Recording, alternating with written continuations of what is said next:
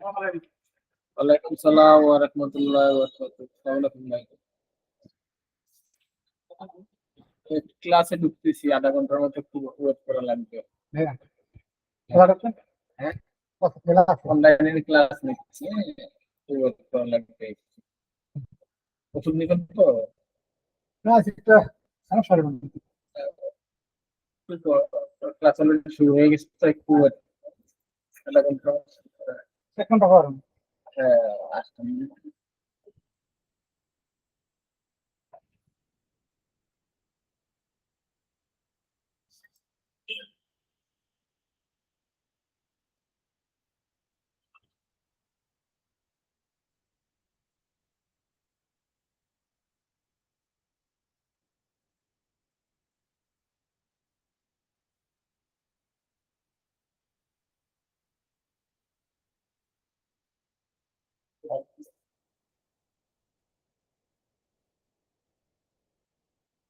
أعوذ بالله من الشيطان الرجيم. بسم الله الرحمن الرحيم. نحمد ونصلي على الكريم أما بعد.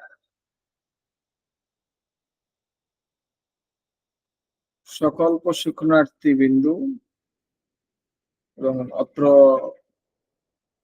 সংগঠনের কর্তৃপক্ষবৃন্দ, আসসালামু আলাইকুম, এবং ঈদের পরবর্তী সময় সকলকে সুষ্ঠুভাবে ক্লাসে অংশগ্রহণ করার জন্য অশেষ কৃপা এবং অভিনন্দন জানাচ্ছি। আজকে আমরা প্রতিদিনের ন্যায় আমাদের অর্গান অফ মেডিসিন আমরা আলোচনা করব। অর্গান অফ মেডিসিন আমরা লাস্ট আলোচনা করেছিলাম 15 পর্যন্ত। আজকে আমরা 16 থেকে 20 আলোচনা করব। আমার স্ক্রিনটা কি দেখা যায়? একটু বলবেন? একজন একটু বলুন, স্ক্রিনটা কি দেখা যায়?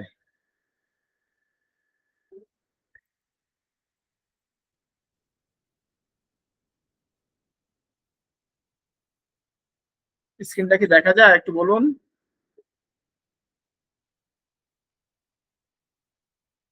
আমাকে শুনতে পাচ্ছেন? হ্যালো? জি স্যার, দেখা যাচ্ছে। Okay, thank you very much.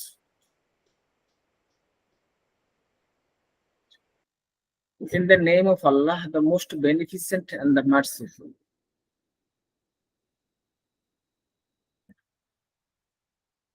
আজকে আমরা অর্গাননের 16 থেকে 20 পর্যন্ত আলোচনা করব। তো অর্গাননের এফোরিজম নাম্বার 16, যে মেন মূল কথাগুলো আমি উপস্থাপন করছি। দেখেন, জীবনী শক্তি সূক্ষ্ম। আমাদের যে জীবনী শক্তিটা আছে, ভাইটাল ফোর্স আছে, সূক্ষ্ম আমরা জানি, এবং বিশৃঙ্খলা সৃষ্টিকারী সূক্ষ্ম শক্তি সমূহ প্রত্যেক সূক্ষ্ম পথেই তা পীড়িত হয়। বলছে যে আমরা যে অসুস্থ হই, আমাদের যে বিশৃঙ্খলা সৃষ্টিকারী যেটা জীবাণু, এটা সূক্ষ্ম পথেই আক্রমণ করে আমাদেরকে। তো জীবাণু শক্তিও সূক্ষ্ম, এবং সে আক্রমণ করে আমাদের সূক্ষ্ম পথেই আক্রমণ করে। কারণ আমরা জ্বর উঠলে শুধু টেম্পারেচার দেখতে পাই, কিন্তু তাকে কাটাছিড়া করলে দেখতে পাবো না। পেট ব্যথা করে, পেটকে যদি আমরা বিভিন্ন অংশে ডিভাইডেড করি, তাও পেট ব্যথার কারণটা কোথায় আছে, কি কারণে হচ্ছে, আমরা দেখতে পাবো। হ্যাঁ, তাহলে এটা খুব সূক্ষ্ম জীবনী শক্তির উপরে সে এটা কানে, এবং খুব সূক্ষ্ম পথেই তাকে পীড়িত করে তোলে। অতএব কোন সূক্ষ্ম উপায় ব্যতীত অন্য কোন উপায় জীবনী শক্তিকে সুস্থ করা যাবে না। তাহলে আমি যে অসুস্থ হলাম, আমার জীবনী শক্তিকে সুস্থ করতে হলে আমার সূক্ষ্ম উপায়ে আমাকে সুস্থ করতে হবে। দেখেন, আমরা হোমিওপ্যাথি যারা আছি, ফিজিশিয়ান, তারা কি করি, আমরা মাদার দেই, অথবা অ্যাডাল্ট বলে কি 1 ফোঁটা ওষুধে কি হবে, 10 ফোঁটা ওষুধ দেই। হ্যাঁ, তাহলে কি হচ্ছে, এটা স্থূল মাত্রায় হয়ে যাচ্ছে। আমার স্থূল মাত্রায় কখনো জীবনী শক্তিকে অ্যাটাক করতে পারবে না। আপনার যে জীবনী শক্তি যে অসুস্থ হয়েছে, সে সূক্ষ্ম, তাকে সূক্ষ্ম ভাবেই কোনো যন্ত্র মাধ্যমে পাঠিয়ে তাকে সূক্ষ্ম করতে হবে। তাহলে আমাদের যে ওষুধটা, এজন্য আমরা সূক্ষ্ম মাত্রায় আমরা ওষুধটাকে দেওয়ার জন্য চিন্তা করতে হবে। যখন আপনারা প্রথম প্রথম শিখছেন, আপনারা বলবেন আসলে 1-2 ফোঁটা কি হবে, আর 5 ফোঁটা দিয়ে দিই না, তাহলে ঠিক হবে। আসলে আমরাও একসময় করেছি আপনাদের মতো, এটা অবাস্তবের কিছু নেই। কি বলে 1 ফোঁটায় ওষুধে কি হবে, 8-10 ফোঁটা ওষুধ না দিলে কোনো ওষুধ বোঝা যায়? আমরাও ওষুধ দিতে গেলে 8-10 ফোঁটা ওষুধ দিয়েছি, আসলে তা কিন্তু অর্গাননের বহির্ভূত। এজন্য অর্গানন সম্পূর্ণটা আপনার পড়া থাকে। বলছে যদি কেউ হোমিওপ্যাথ হতে চায়, কেউ ফিজিশিয়ান হতে চায়, তার উচিত আগে অর্গাননটা কয়েকবার পড়ে তাকে ফিজিশিয়ান হিসাবে, হ্যাঁ, ডিএসএমএস কোর্সে ভর্তি হওয়া। ঠিক আছে? তাহলে পাদুটিকে বলছে কল্পনা করতে যে রূপ সৃষ্টি হয় তা অনুরূপ ব্যবস্থা দ্বারা আরোগ্য হয়। বলছেন আমরা অনেক সময় আপনি কল্পনা করতে থাকেন, আয় আমার মনে ক্যান্সার হয়ে যাবে, দেখা গেছে আবার আপনার ক্যান্সারই হয়ে গেছে। আবার অনুরূপ ব্যবস্থা দ্বারা আরোগ্য হয়। তাহলে যদি সূক্ষ্মভাবে হয়, তাই সূক্ষ্মভাবেই আপনাকে চিন্তা ভাবনা করে, হ্যাঁ, আরোগ্য করতে হবে। অনেক রোগীর মধ্যে দেখতে পাবেন, আরে আমার কিছু না, সে খায় দায় ডায়াবেটিস, তার ভাইটাল, তার যে এই চিন্তা শক্তির জন্য সে অনেকদিন বেঁচে আছে। আর অন্য লোক আছে একটু হলেই সে একবারে আমি মনে হয় আর বাঁচবো না, তার কল্পনা চিন্তা হয় যে সে এফেকশন হয় যে সে তাড়াতাড়ি মৃত্যুর দিন তারিখ বলে দেয়, সে তারা কল্পনাটাকে বাস্তবায়ন করে, এবং তাই সেই কর্তৃক আমরা তাদেরকে ওষুধ প্রয়োগ করতে আমাদের সুবিধা হয়। পাদটিকে আমরা আরো বিস্তারিত একটু দেখবো। পাদটিকে কি বলছেন,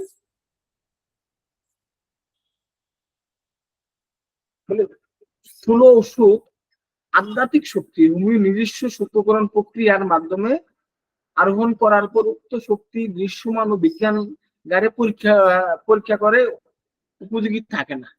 বলছে আমরা যেই ওষুধটা স্থূল মাত্রা আমরা তৈরি করে থেকে সূক্ষ্ম মাত্রা আমরা উৎপাদন করি, তো আমরা তৈরি করি আমাদের ফার্মাকোপিয়ার মাধ্যমে, বিজ্ঞানাগারে পরীক্ষা করলে কিছুই পাওয়া যাবে না। কিন্তু তাহলে বিজ্ঞান এর চেয়ে বড় সত্য হচ্ছে আপনি এবং আমি। যখনই আপনার মধ্যে রোগ সৃষ্টি হচ্ছে, অথবা ওষুধ প্রবীণকালে যখন ওষুধ অ্যাপ্লাই করা হচ্ছে একজন রোগীকে, স্থূল মাত্রায় সেবন করা হচ্ছে, তার ভিতরে যে সিমটম গুলা দেখা দিচ্ছে, এই সিমটম গুলো পরবর্তীতে কোন সুস্থ মানুষের মধ্যে দেখা দিলে সেম শক্তিটা আমরা যখন তার উচ্চ শক্তি প্রয়োগ করি, সে ভালো হয়। তার উচ্চ শক্তি প্রয়োগ করলেও তার একবার নির্মূল হয়ে যায়। তাহলে বিজ্ঞানগারে পরীক্ষা করে তার শক্তি পাওয়া যাচ্ছে না, কিন্তু মানুষের উপরে পরীক্ষা করে আমরা শক্তি, তার যে কাজ করতেছে ওষুধ, তা আমরা নিরূপণ করতে পারি।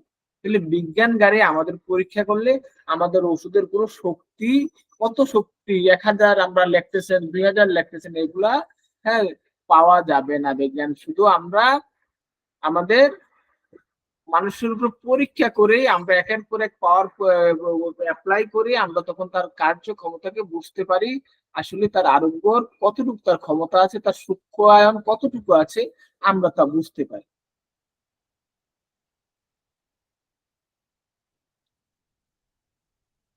তাই মানব এবং প্রাণীর যে নিজস্ব ক্রিয়ার মাধ্যমে এই অদৃশ্য ঔষধি শক্তির অস্তিত্ব এবং ক্ষমতা জানা যায়।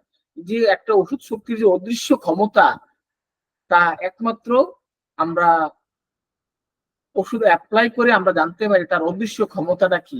এর আগে কিন্তু আমরা তার ক্ষমতা জানার কোনো উপায় নেই। দেখেন, প্রত্যেকটা সৃষ্টি জগতের যত কিছু আছে, আল্লাহর সৃষ্টি, সকল ক্ষেত্রে কারণ অদৃশ্য থাকে।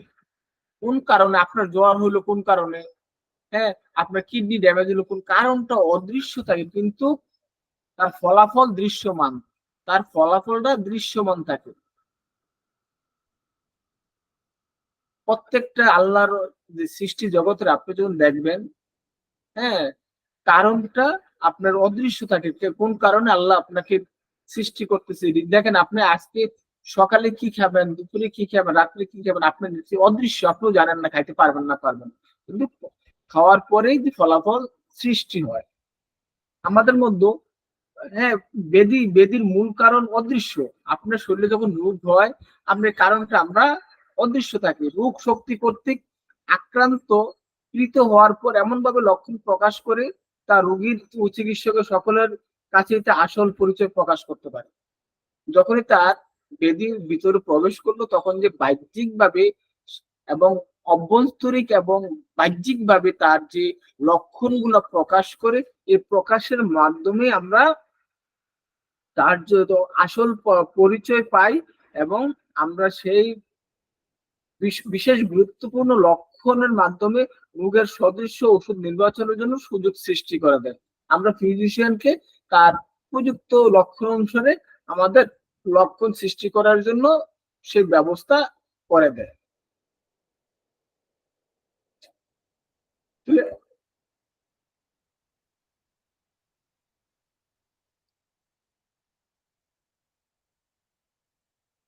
ব্যাখ্যা কি বলছে? জীবনী শক্তি অদৃশ্য রূপ শক্তিকে গ্রহণ করে যেভাবে পীড়িত হয়, বলছে জীবনী শক্তি অদৃশ্য রূপ শক্তিকে গ্রহণ করে যেভাবে পীড়িত হয়, ঠিক একইভাবে আবার পীড়িত অবস্থায় অদৃশ্য ওষুধ শক্তি গ্রহণ করে সুস্থ হতে পারে। জীবনী শক্তি বুদ্ধিমান, স্বয়ংক্রিয় এবং অভিরুদ্ধ। দেখেন বলছে, আমরা যখন অদৃশ্য রূপ শক্তি গ্রহণ করে যেভাবে পীড়িত হই, ঠিক একইভাবে আবার পীড়িত অবস্থায় অদৃশ্য ওষুধ শক্তি, যেটা আমরা ফার্মাকোপিয়া তৈরি করেছি, অদৃশ্য শক্তি। দেখেন, আমরা কিন্তু শক্তি ইচ্ছা করলে দেখতে পারবো না, যেন বিজ্ঞানাগারে অনুবীক্ষণ যন্ত্রের মাধ্যমে তার শক্তি দেখা যায় না, সেই শক্তিকে গ্রহণ করে সুস্থ হতে পারে। হ্যানিম্যান, মহাত্মা হ্যানিম্যান কি অদৃশ্য এক ব্যাপার, কি আশ্চর্য এক ব্যাপার আবিষ্কার করে গেলেন, যেটা আমাদের ভাইটাল ফোর্সের সাথে সিমিলিমাম একটা শক্তি আবিষ্কার করে গেলেন। এজন্য আমাদের অনেক বিজ্ঞানী, অনেক ডাক্তাররা তারা অস্বীকার করে, বাট হ্যানিম্যান অর্গানন তার বিভিন্ন যুক্তি দিয়ে সবকিছু দিয়ে সে ক্লিয়ার কাট করে গেছেন আমাদের কিভাবে জিনিসটা, আমাদের ভাইটাল ফোর্সটা কিভাবে কাজ করে, ওষুধ শক্তি কাজ করে কিভাবে। আমরা নিজেরাই প্রমাণিত কিভাবে আমাদের ওষুধ পাওয়ার দিলে কিভাবে আমাদের কাজ করে, বেশি পাওয়ার দিলে কখনো কাজ করে না, কম পাওয়ার দিলে কাজ করে, এটা আমরা নিজেরাই প্রমাণিত।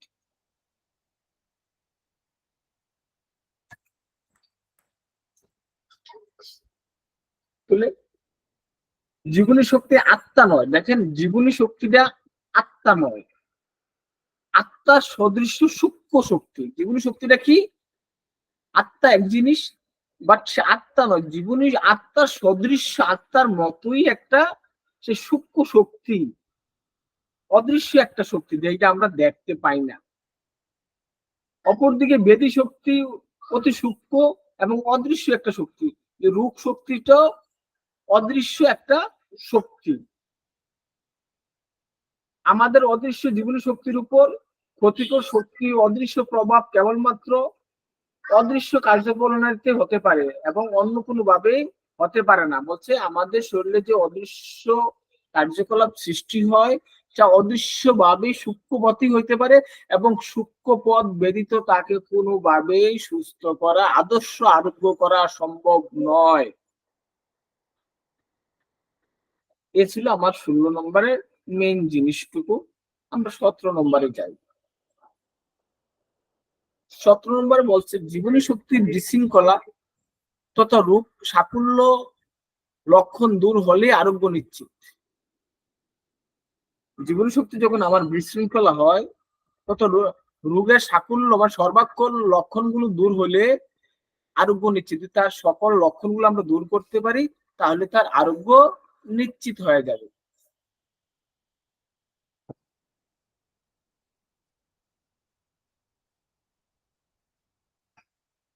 পাদটিকা 10, আমরা এইভাবে অনেকগুলো 160টা মনে 21টা পাদটিকা আছে, আমরা ফুটনোট বলা হয়।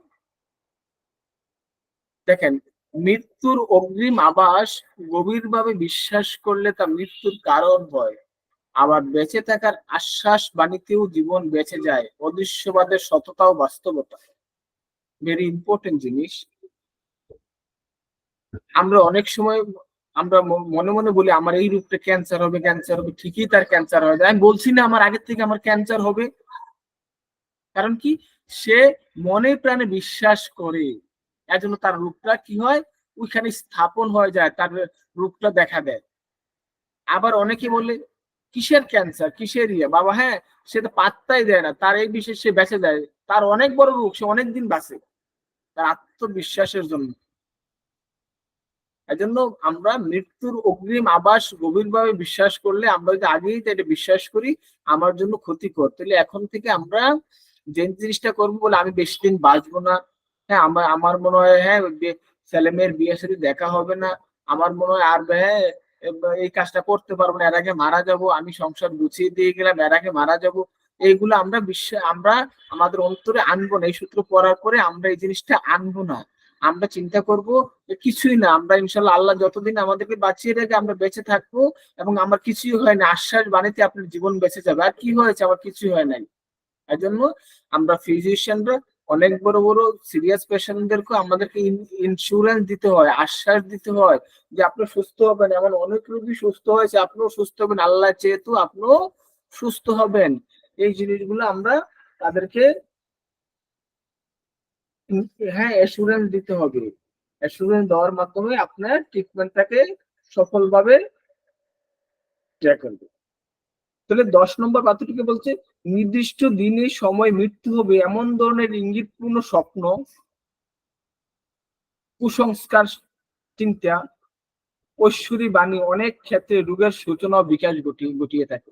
মানে এই চিন্তা ভাবনাই আপনার অন্য একটা রোগ বিকাশ ঘটা যাবে, এই চিন্তা ভাবনা করাতে আপনার যখন আল্লাহ নিবে আপনার অনেক অন্য একটা রোগ আপনার ভিতরে আমরা দেখতে পাবেন।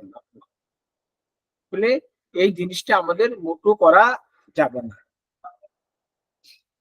আসন্ন মৃত্যুর লক্ষণ উৎপাদন করেছে এবং মৃত্যু হয়েছে এমন এমন সে বলছে আমার এতটা এই মাসের মধ্যে মারা যাবো, অথবা 5-6 মাস পরে মারা যাবো, ঠিকই সেই সময় সে মারা গেছে এবং তার মৃত্যু ঘটেছে, এমন আমরা নিজেরা প্র্যাকটিক্যালি আমরা দেখেছি। তো আভ্যন্তরীণ বাহ্যিক বেদিগত পরিবর্তন ছাড়া তা হতে পারে না। বলে আপনি এমন করলে আপনার অবশ্যই বাহ্যিক বা অভ্যন্তরীণ পরিবর্তন অবশ্যই শরীরের মধ্যে ঘটবে, এরপরে আপনার মৃত্যুর কোলে আপনি পতিত হবেন।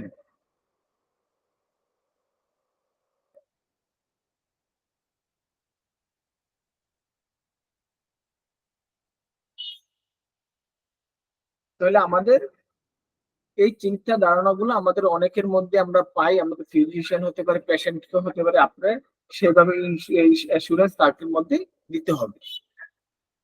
11 নম্বর পদ্ধতিটা বলছে রোগে কি আরোগ্য করতে হবে তা জানার ব্যবস্থা স্বয়ং স্রষ্টা করে রেখেছেন। দেখেন এই কঠিন জিনিস, এর আগে বলেছিলাম যে আপনার সকল আরোগ্য মানে সকল কারণ, সৃষ্টি জগতের কারণ অদৃশ্য থাকে। দেখেন রোগ আপনার ভিতরে রোগ হয়েছে কিন্তু অদৃশ্য, আপনাকে বাহ্যিক লক্ষণ দিয়ে হইতে পারে ইন্টারনাল এবং এক্সটার্নাল লক্ষণ দিয়ে আপনাকে স্রষ্টা ওষুধের জন্য, ফিজিশিয়ানের কাছে যাওয়ার জন্য, আপনাকে সুস্থ করার জন্য বিভিন্ন উপসর্গ দিয়ে থাকেন। যেমন ধরুন আপনার পেটের মধ্যে টিউমার হয়েছে অথবা আলসার হয়েছে, আপনার পেট ব্যথা হয়, খাবারের আগে পরে পেট ব্যথা হয়, কিন্তু এই জিনিসগুলো জানান দিয়ে আপনাকে ওইখানে সমস্যা হয়েছে আরোগ্যের জন্য ফিজিশিয়ান কাছে যাওয়ার জন্য নির্দেশনা প্রদান করছে। আরোগ্য করতে হবে কিভাবে, ষষ্ঠের আরোগ্যটা ফিজিশিয়ান মাধ্যমেই হবে, কিন্তু অজানা রহস্য আপনি কিভাবে ক্ষত হলো আপনার জানার কোনো কায়দা নেই, কেন হলো তার কোনো কারণ নেই, অদৃশ্য কারণ অদৃশ্যই থেকে যাবে। স্টোমাক আলসার হয়েছে কারণ অদৃশ্য, কিডনি পাথর হয়েছে কারণ অদৃশ্য,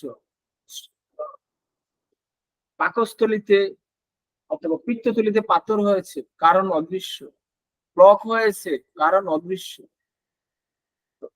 স্বয়ং স্রষ্টাই তা বাহ্যিক অভ্যন্তরীণ লক্ষণ প্রকাশ করে আরোগ্যের পথ নিরূপণ করে দেয়।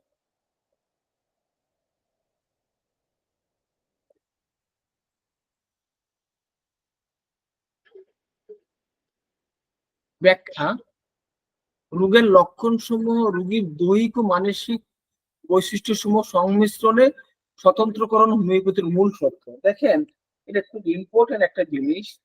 বলছেন রোগ লক্ষণ সমূহ কিভাবে হবে? রোগীর দৈহিক এবং মানসিক বৈশিষ্ট্য সমূহের সংমিশ্রণে স্বতন্ত্রকরণ হোমিওপ্যাথির মূল সত্য।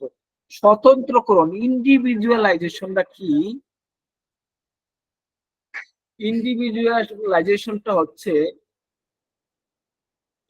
আপনার ধরেন ঠান্ডা লেগেছে, অথবা আপনার সহজ একটা এক্সাম্পল ডায়রিয়া হয়েছে। চারজন রোগের একজন ধরেন চারজন ব্যক্তির ডায়রিয়া হয়েছে, তো ডায়রিয়া হলে তো সবারই একই ওষুধ হওয়ার কথা। কিন্তু দেখেন, প্রথম ব্যক্তির ডায়রিয়া হয়েছে কখন বৃদ্ধি? সকালে, সকালে বৃদ্ধি হয়। দ্বিতীয় ব্যক্তির দুপুরবেলা, তৃতীয় ব্যক্তির বিকাল বেলা, চতুর্থ ব্যক্তির রাত্রের বেলা। তাহলে চার ব্যক্তির চার টাইমে তার বৃদ্ধি দেখা দেয়। তাহলে তাদের ইন্ডিভিজুয়ালাইজেশন আলাদা, তাদের জন্য প্রত্যেকের জন্য আলাদা আলাদা ওষুধ নির্বাচিত হয়ে যাবে আপনার কাছে। সেহেতু আপনাকে যদি অ্যালোপ্যাথি হতো, তাহলে দেখেন অ্যালোপ্যাথি ফিজিশিয়ানদের ওষুধ মানে প্রেসক্রিপশন করা এমবিবিএস ডাক্তারদের তাদের ভেরি ইজি, কারণ তাদের ওষুধগুলো সেইভাবেই ইয়া করা। ধরেন প্রথমত আপনি গেলেন, আপনার কি সমস্যা গো? জ্বর। কতদিন ধরে? 5 দিন ধরে। ওকে, জ্বরের ওষুধ দিল এবং সাথে সাথে যদি প্যারাসিটামল এক্সট্রা এক্সট্রিম দিয়ে থাকে, এরপরে আপনাকে ইয়া দিয়ে দেয়, অ্যান্টিবায়োটিক দিয়ে দিল, শেষ। আর কি সমস্যা? মাথা ব্যথা। ওকে, মাথা ব্যথার জন্য আপনাকে ওষুধ দিয়ে দিল। এরপরে কি? হ্যাঁ, খাবার রুচি নাই। ওকে, খাবার রুচির জন্য ভিটামিন দিয়ে দিল। এরপরে কি হয়? ঘুম হয় না, ঘুমের জন্য আলাদা ওষুধ দিল। প্রত্যেকটা লক্ষণে লক্ষণে সে ওষুধ দিল। কিন্তু আপনার হোমিওতে কি হলো? আমার দৈহিক মানসিক সমস্যাগুলোকে একত্রিত করে আমরা একটা স্বতন্ত্র তৈরি করব, যেটা আমরা ওষুধের মধ্যে পাবো। সেই যেই স্বতন্ত্রকরণটা, সেই ওষুধটি আমরা সেই পেশেন্টের জন্য আমরা সিলেকশন করব। তাহলে আমাদের সিলেকশনটা অনেক বড়,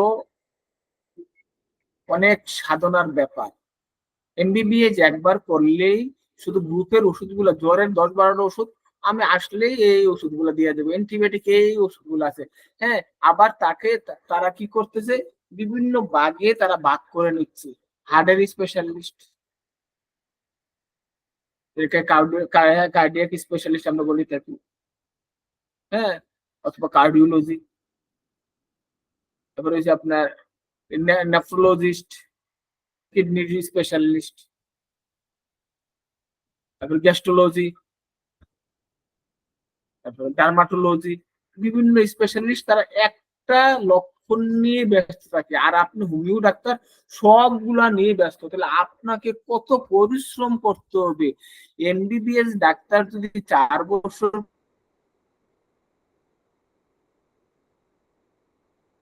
পরিশ্রম করে, আপনার দিন রাত্র পরিশ্রম করতে হবে। আমরা শুধু মেডিকে নিয়ে গেলে আমি হয়তো চিকিৎসা সাময়িক করতে পারবো, পূর্ণাঙ্গ চিকিৎসা করতে পারবো না। আমাকে পূর্ণাঙ্গ চিকিৎসা করতে হলে আমার কি করতে হবে? ইন্ডিভিজুয়ালাইজেশন জানতে হবে। আমার বডির তার কোন অঙ্গে কি কার্য করে সেটা জানতে হবে।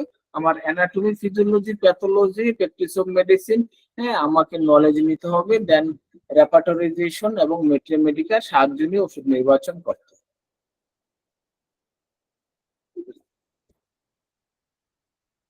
এখন নেক্সট এফোরিজম নম্বর বলছে আমাদের হ্রাস বৃদ্ধি।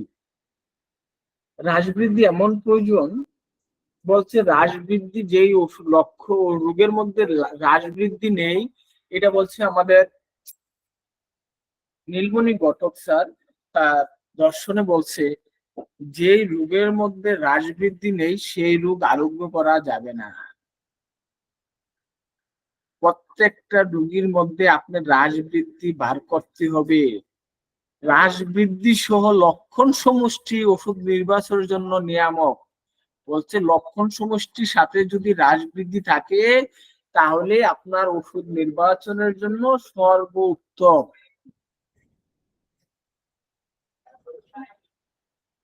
হ্রাস বৃদ্ধি কেমন? ওই একটু এক্সাম্পল দিলাম, ডায়রিয়ার জন্য এটাও ব্যবহার হতে হবে। কারোর সকালবেলা বাড়তেছে, কারোর দুপুরে, কারোর বিকালে, কারোর রাত্রে। আবার যদি আপনার আবহাওয়ার হ্রাস বৃদ্ধি যান, আবহাওয়াতে তার বৃষ্টিতে গেলে তার, অথবা আবহাওয়া পরিবর্তন হলে তার বৃদ্ধি হতে পারে। আপনি কিভাবে বৃদ্ধিগুলো বাইর করতে পারেন? চলাফেরা করলে তার বৃদ্ধি হতে পারে, সময়গত তার বৃদ্ধি হতে পারে, তাপ ঠান্ডা জনিত হ্রাস বৃদ্ধি হতে পারে, খাবারের জন্য হ্রাস বৃদ্ধি হতে পারে।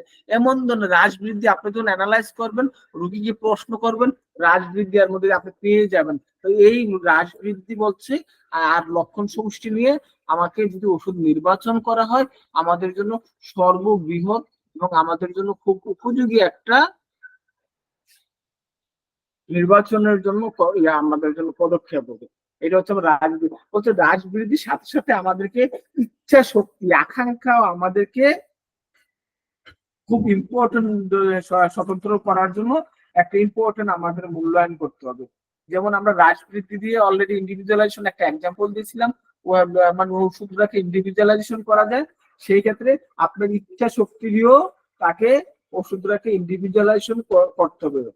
রোগীর ইচ্ছার কথা বলতে পারে, কোনো ক্ষেত্রে আপাত দৃষ্টিতে রোগীর ইচ্ছা রোগীর পরস্পর বিপরীত হইতে পারে। রোগীর ইচ্ছা কেমন? সে ঠান্ডা পছন্দ করে না, ঠান্ডা খাবার গেলে তার রোগের উপশম হয়। দেখেন তার বিপরীত কন্ট্রাডিক্টরি লক্ষণগুলো আমরা দেখতে পাবো। ধরেন আর্সেনিক অ্যালবাম ওষুধটি কি হয়? দ্বৈত আকাঙ্ক্ষা উৎপাদন করে। সে ঠান্ডা সহ্য করতে পারে না, এবং আপনার মাথায় ঠান্ডা পানি দিলে তার ভালো লাগে। হ্যাঁ, আবার অন্য জায়গায় সে ঠান্ডা সহ্য করতে, তার জ্বালা পোড়াতে প্রচুর জ্বালা পোড়া করে, এই জায়গায় গরম পানি দিলে তার ভালো লাগে। দ্বৈত আকাঙ্ক্ষা উৎপাদন করে। লাইকোপোডিয়াম ওষুধটির মধ্যে দ্বৈত আকাঙ্ক্ষা উৎপাদন করে। শীতকাতর তার মধ্যে সে দ্বৈত উৎপাদন করে। আবার কেলিয়ায়ড রোগীও গরম কাতর, কিন্তু ঠান্ডা খাবার তার পীড়ার বৃদ্ধি হয়। কেলিয়ায়ডও সেম। কেলিসাল কি হয়? গরম কাতর, কিন্তু তার স্থানে বৃদ্ধি। গোসল করলে তার বৃদ্ধি। কেলিয়ায়ড গরম কাতর, গোসল করলে আরাম পাওয়ার কথা। কেলিসাল কিন্তু সে গোসল করলে বৃদ্ধি পায়। ফসফরাসের রোগী শীতকাতর, খুব শীতকাতর, কিন্তু পেটে ভীষণ ঠান্ডা খাবার চায়। যে সে এত শীতকাতর, কিন্তু ঠান্ডা তার খাবার কি, অসুস্থ হলেও সে ঠান্ডা খাবার, ঠান্ডা পানি তার কিছু খেতেই হবে। বলে আমাদের অনেক ওষুধে সুস্থ শরীরে দ্বৈত আকাঙ্ক্ষা উৎপাদন করে, এমন আমরা তার হ্রাস বৃদ্ধির মধ্যে আমাদের দেখতে পাবো। আকাঙ্ক্ষার সাথে আমাদের আরোগ্যের অনেকগুলো নির্ভরশীল করে। যেমন কিছুদিন আগে একটা পেশেন্টের জ্বর আসছে, ওষুধ সিমিলিয়াম দেওয়া হয়েছে, তার কিছু কিছু মানে হালকা হালকা জ্বর গায়ের মধ্যে আছে, ক্লিয়ার হয়ে গেছে। তো বললাম যে আপনার কি খেতে ভালো লাগে? বললো যে আমার আঙ্গুর খাওয়ার জন্য খুব ইচ্ছা যাচ্ছে। আমি তার গার্ডিয়ানকে বললাম, বাবা বাবুকে আঙ্গুর খাওয়ান, ইনশাল্লাহ আর কিছু ওষুধ লাগবে না। আঙ্গুর খাওয়াছে, তার সমস্যা চলে গেছে। এই যে আকাঙ্ক্ষা আমাদের অনেক সময় রোগের আরোগ্যের জন্য সহায়তা প্রদান করে।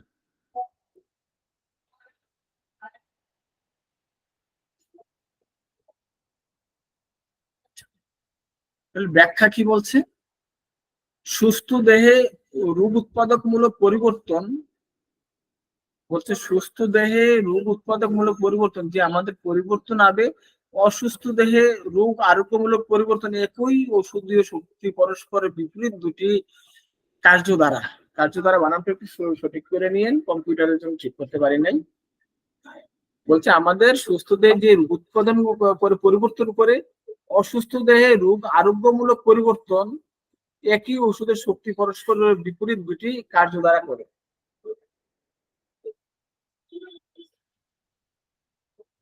বলছে আরোগ্য ক্ষমতা সম্পূর্ণরূপে ওষুধের রোগ লক্ষণ উৎপাদন করার ক্ষমতার উপর আরোপ করা হয়েছে। বলছে আরোগ্য ক্ষমতাটা সম্পূর্ণরূপে ওষুধের রোগ লক্ষণের উৎপাদন করার ক্ষমতার উপর আরোপ করা হয়েছে। যেমন রোগ উৎপাদন করবে, সিমিলিয়াম ওষুধ দিলে আরোগ্য করা যাবে। হ্যাঁ, যুক্তি হিসাবে বলা হচ্ছে, বেদিতে যেহেতু সুস্থ ব্যক্তির স্বাস্থ্যের পরিবর্তন ঘটে, রূপ পরিবর্তন সমূহ রোগ লক্ষণের মাধ্যমে স্পষ্টভাবে প্রকাশ পায়। আবার ওষুধ সাহায্যে এরূপ রোগ পরিবর্তন সমূহ সুস্থতা রূপান্তরিত হলে নিশ্চিত এবং নির্মূল আরোগ্য সংঘটিত হবে। যুক্তিসঙ্গতভাবে বলা যাবে মানব স্বাস্থ্য পরিবর্তন করার ক্ষমতাই ওষুধের আরোগ্য করার ক্ষমতা। মানব স্বাস্থ্য পরিবর্তন করার ক্ষমতাই ওষুধের আরোগ্যের ক্ষমতা। ওষুধের মানব স্বাস্থ্য পরিবর্তন করার ক্ষমতা না থাকলে কোন ওষুধ রোগ আরোগ্য করতে সক্ষম হতো না। ওষুধ যখন মানব স্বাস্থ্য পরিবর্তন সৃষ্টি করে, পরিবর্তন ওষুধ ও সেবনকারী অনুভূতি, অঙ্গ প্রত্যঙ্গ কার্যকলাপ প্রকাশিত হয়, স্নায়ুসমূহের অনুভূতি এবং অঙ্গ প্রত্যঙ্গের কার্যকলাপ, এই পরিবর্তনগুলো আমরা স্পষ্টভাবে বুঝতে পারি। সুস্থ ব্যক্তির দেহ মনের রোগ পরিবর্তনকে আমরা রোগ বলি। আবার অসুস্থ অবস্থার ওষুধ শক্তি স্বাস্থ্যের পরিবর্তন সুস্থ পরিবর্তিত হলে তাকে আমরা আরোগ্য বলে থাকি। দেখেন একটা রোগ এবং আরোগ্য, তাহলে আমরা ওষুধ কর্তৃক সুস্থ দেহে রোগ উৎপাদন পরিবর্তন এবং অসুস্থ দেহে রোগ আরোগ্যমূলক পরিবর্তন একই ওষুধের শক্তি পরস্পর বিপরীত দুটি কার্য দ্বারা। আশা রাখি আপনারা 19 নম্বর অ্যাফোরিজম বুঝতে পেরেছেন। লাস্ট অ্যাফোরিজম টুডে, আজকে আমাদের 20 নম্বর অ্যাফোরিজম নম্বর 20। সুস্থ মানবদেহে যথানিয়মে ওষুধ পরীক্ষা ছাড়া ওষুধ মানব স্বাস্থ্য পরিবর্তন করার ক্ষমতা বিশুদ্ধভাবে জানার অন্য কোন উপায় নাই। Very very important.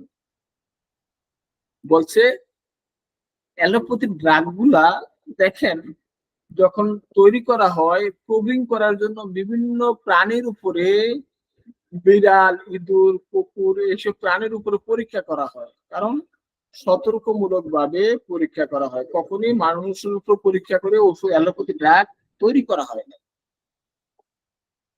তো এই জায়গায় হ্যানিম্যান বলছে সুস্থ মানব দেহে যথানিয়মে ওষুধ পরীক্ষা ছাড়া, যদি একজন মানুষ সুস্থ থাকে তার ভিতরে ওষুধ পরীক্ষা ছাড়া মানব স্বাস্থ্য পরিবর্তন করার ক্ষমতা বিশুদ্ধভাবে জানার জন্য অন্য কোনো উপায় নাই। যদি আমি তাকে ওষুধ খাওয়াই, তার পরিবর্তন গুলা নোট করি, তখনই আমি তার ওষুধের ক্ষমতাটা জানতে পারবো।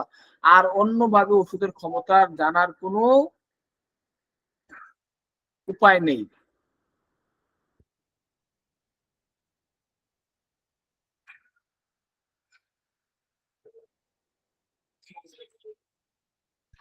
তাহলে স্বাস্থ্য পরিবর্তন করার অদৃশ্য ক্ষমতা যা ওষুধের অভ্যস্তরে লুকিয়ে থাকে, নিচ্ছক যুক্তির প্রয়োগ দ্বারা তা আবিষ্কার করা যায় না। তা আবিষ্কার করা যায় কেবলমাত্র লক্ষণ সমূহ সম্পর্কে অভিজ্ঞতা দ্বারা, যা একটি প্রদর্শন করে মানুষের স্বাস্থ্যের সুস্থ অবস্থার উপর ক্রিয়াকালে, যাতে আমরা এর সম্পর্কে স্পষ্টভাবে অবগত হতে পারি। ব্যাখ্যায় বলছে অদৃশ্য শক্তির ক্ষমতা তার কার্যকলাপের মাধ্যমে নির্ভুল ভাবে হবে। হ্যাঁ, কারেকশন করে নেবেন, বোঝা যায়। বলছে অদৃশ্য শক্তির ক্ষমতাটা তার কার্যকলাপের মাধ্যমে, তার যে আমি যে রোগ লক্ষণগুলো প্রকাশ করলো, সে ভালো হয়ে যাচ্ছে, ভালোর দিকে যাচ্ছে, তার ক্ষমতাটা আমরা তার কার্যকলাপের মাধ্যমে আমরা নির্ভুল ভাবে আমরা বুঝতে পারি। এজন্য বলছি মানব স্বাস্থ্য পরিবর্তন করার ঔষধীয় ক্ষমতা অদৃশ্য। তা ওষুধ সময়ের আভ্যন্তরীণ পরিবর্তন লুকিয়ে থাকে, নিছক যুক্তি দ্বারা তা আবিষ্কার করা যায় না। অর্থাৎ কোন প্রকার বৈজ্ঞানিক পরীক্ষা নিরীক্ষার মাধ্যমে এ গোপন ঔষধি শক্তি আবিষ্কার করা যায় না। অদৃশ্য বিষয় সম্পর্কে ধারণা করা যায় না। বিভিন্ন নিদর্শন মাধ্যমে তার সততা বোঝা যায় এবং ধারণা করা যায়, বিশ্বাস করা যায়। হোমিওপ্যাথিক চিকিৎসা পদ্ধতি ও ওষুধ সূক্ষ্ম এবং শক্তিকরণের পর যখন ঔষধি বস্তুর অস্তিত্ব সম্পূর্ণ বিলুপ্তি হয়, উক্ত সূক্ষ্ম এবং শক্তিকৃত ওষুধের দ্রাবণে অথবা উক্ত ওষুধি দ্রাবণের সিক্ত কোনো বড়িতে ওষুধ অস্তিত্ব খুঁজে না পাওয়া যায় না। বৈজ্ঞানিক কোনো পরীক্ষার মাধ্যমেই ওষুধের অস্তিত্ব খুঁজে পাওয়া যায় না। হোমিওপ্যাথিক 30 অথবা তরুদ্ধ শক্তি ওষুধি বস্তুর কোনো অস্তিত্ব বা চিহ্ন পাওয়া যায় না। কিন্তু মানব দেহে তাদের ব্যাপক ক্রিয়া প্রমাণ অনস্বীকার্য। যখন সুস্থ শরীরে 30 শক্তির কোন ওষুধ পরীক্ষার উদ্দেশ্যে কয়েকদিন সেবন করা হয়, পরীক্ষাকারীর দেহে উক্ত মনের ওষুধের ক্রিয়া স্পষ্ট প্রকাশিত হয়। আবার অসুস্থ রোগীর দেহে মনে প্রকাশিত রোগ লক্ষণ সাদৃশ্য লক্ষণ উৎপাদন করে ওষুধ প্রয়োগ করলে রোগ লক্ষণ নিশ্চিত ও নির্মূলভাবে অপসৃত হয় এবং অসুস্থ ব্যক্তির স্বাস্থ্য পূর্ণ উদ্ধার হয়। আরোগ্যের মাধ্যমে ওষুধের পরীক্ষালব্ধ লক্ষণসমূহ যাচাই করা যায়, কিন্তু ওষুধের ক্ষমতা সম্পর্কে জ্ঞান লাভ করা যায় না। ওষুধের প্রকৃত সৃজন ক্ষমতা সম্পর্কে সাম্যকভাবে জানার একমাত্র পথ হলো সুস্থ শরীরে শক্তিকৃত ওষুধ সূক্ষ্ম মাত্রা সেবন মাধ্যমে পরীক্ষা করা। ওষুধ সেবনের পরীক্ষাকারী ব্যক্তি সুস্থ দেহে মনে ওষুধের স্বয়ংক্রিয় লক্ষণসমূহ প্রকাশিত হয় এবং ওইসব লক্ষণ প্রকাশের মাধ্যমে ওষুধের সৃজন ক্ষমতা প্রকাশিত হয়। সুস্থ শরীরে যখন আমরা পরীক্ষাকালে যখন ওষুধ সৃজন ক্ষমতা প্রকাশ হয় এবং তার সদৃশ্য দিয়ে আমরা আরোগ্য করি, সততা প্রমাণ করতে পারি, তাহলে বিজ্ঞানাগারে কোনো তা প্রমাণ করা যায় নাই, কিন্তু আমরা রোগীরার মাধ্যমে রোগীর মধ্যে যে সমস্যা দেখা দেয় তা সলভ করার মাধ্যমে আমরা ওষুধের অরিজিনাল শক্তি এবং ওষুধ যে পরীক্ষিত, হ্যাঁ, মানুষের উপর পরীক্ষা করার মাধ্যমে আমরা আরোগ্য করতে পারি। তাহলে হোমিওপ্যাথ মেডিসিন গুলা কি হচ্ছে, আমাদের সুস্থ মানব দেহে পরীক্ষিত হয়েছে এবং পরীক্ষিত হওয়ার পরে তার মধ্যে যে লক্ষণগুলো দেখা দেয় তার সদৃশ্য যদি কোনো অসুস্থ রোগীর মধ্যে দেখতে পাই এবং সিমিলিমাম আমরা সেই ওষুধটা পুনরাবৃত্তি করলে রোগীর মধ্যে আমরা সেই সুস্থতা দেখতে পাবো। এই ছিল আজকে আমাদের আলোচনা এফরোজন নাম্বার 20। যদি আপনাদের কোনো প্রশ্ন থাকে প্লিজ করতে পারেন।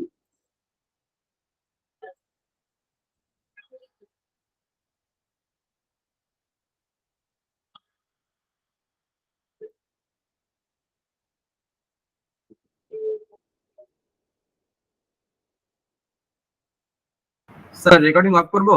জি, অফ করে দেন। কার কোনো প্রশ্ন থাকলে প্লিজ করতে পারেন।